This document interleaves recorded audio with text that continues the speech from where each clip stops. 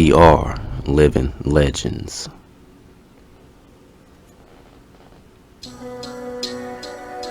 Know thyself, and you shall know all of the mysteries of the gods and of the universe.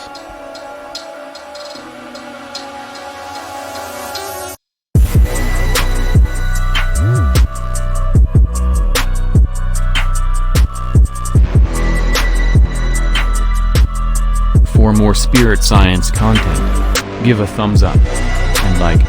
Don't forget to subscribe to stay in tune, and hit the bell for new spirit science videos.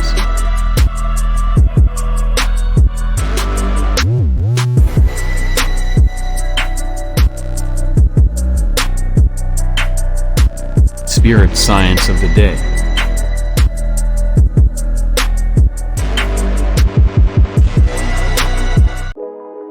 Ankh. Eternal life.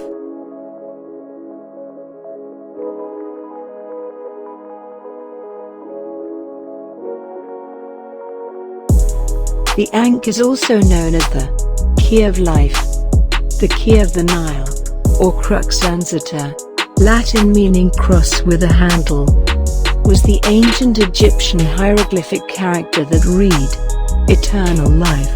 Egyptian gods are often portrayed carrying it by its loop, or bearing one in each hand, arms crossed over their chest.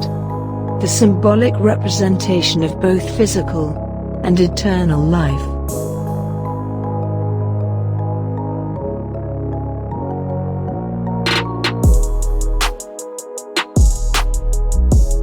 It is known as the original cross, which is a powerful symbol that was first created by Africans in ancient Egypt.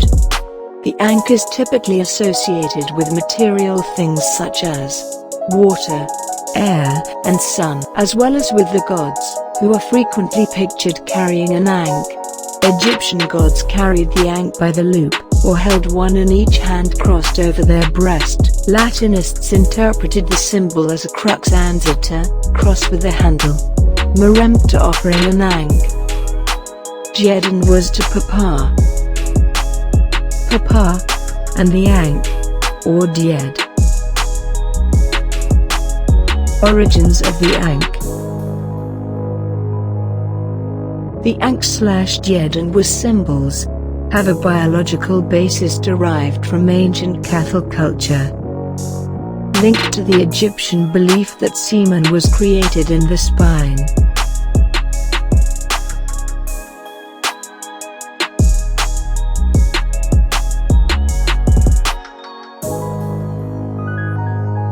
Over time, the Ankh has come to symbolize life and immortality, the universe, power and life-giving air and water. Its key-like shape has also encouraged the belief it can unlock the gates of death. The Coptic Christians have used it as a symbol of life after death. The Ankh. In Egyptian art, the Ankh appears frequently in Egyptian tomb paintings and other art. It often appears at the fingertips of a god or goddess in images that represent the deities of the afterlife, conferring the gift of life on the dead person's mummy. The Ankh symbol was often carried by Egyptians as an amulet, either alone, or in connection with two other hieroglyphs that mean strength and health. Mirrors were often made in the shape of an Ankh.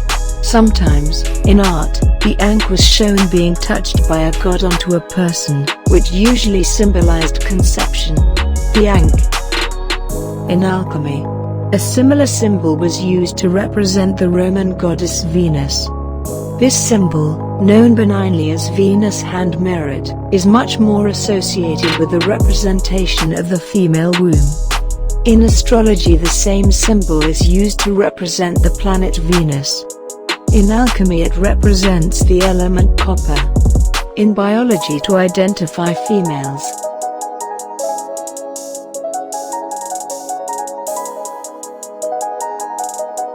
The Ankh.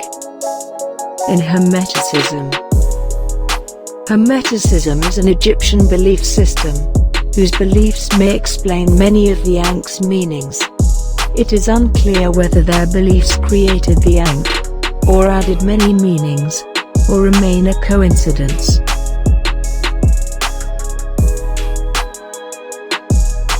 If the concept of the Ankh, suggesting the joining of the masculine and feminine, is correct, with the top opened up to look similar to representing the feminine genitalia, and the bottom shaft being a phallic symbol, God is one, both male and female. One universal consciousness. Ankh. The Ankh and the Cross.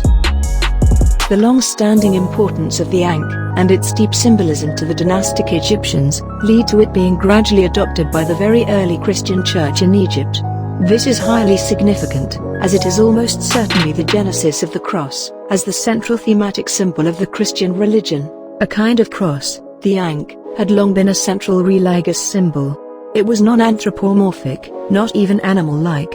The gods had all been animal-faced human figures. Akhenaten's benevolent son was the only other symbol that was so esoteric. This cross implied all the God ideas that are very infinite in nature. As monotheism is at the core of Christian belief, the Ankh seemed a good choice to symbolize the belief in one all-powerful God. Over time, the idea that his son had died on a kind of cross made it seem all the more appropriate. To other Christians, outside of the Ankh's influence, the image the Roman cross of execution was shameful in the manner that a hanging noose would be, or headsman's axe. The association in Egypt of the Ankh cross with both God the Father and Jesus the Son felt right. Elsewhere, the main Christian symbol at the time had been a stylized alpha, resembling a fish, and therefore known as ichthys, the Greek word for fish. However, the new more positive symbol of a cross eventually spread throughout the Christianized empire. The distinct circular or Gothic arch-like upper part of the Ankh was kept well into medieval times. The Ankh symbol often was being used as a Christian talisman. The illustration, here, of a Christian 3rd century bust with a transitional Ankh becoming a cross, was found in the 1960s in the Fayum, Egypt, archaeological region. It was often worn as an amulet to extend one's life and placed on the mummy to energize the resurrected spirit. Connecting the pillar with the loop of the Ankh. Electricity.